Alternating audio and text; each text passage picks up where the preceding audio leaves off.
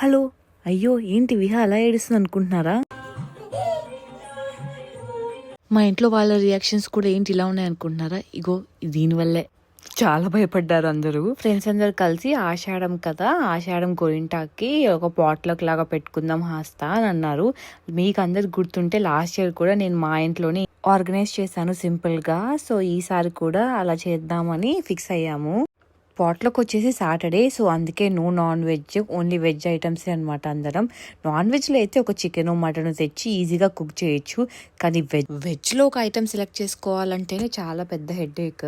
అప్పటికే మా వేరే ఫ్రెండ్స్ అందరూ ఎక్కువ రైస్ ఐటమ్స్ చూస్ చేసేసరికి నేను కొంచెం ఈజీగా ఉంటుందని చెప్పేసి పూరి అండ్ ఆలు అండ్ చనా మసాలా లాగా చేద్దామని అనుకున్నాను. చిన్నపిల్లల నుంచి పెద్దవాళ్ళ వరకు అందరి ఫేవరెట్ టిఫిన్ ఏంటి? పూరి. సో, అందుకే పూరి తీసుకెళ్ళాను. కిడ్స్ అందరూ బాగా ఎంజాయ్.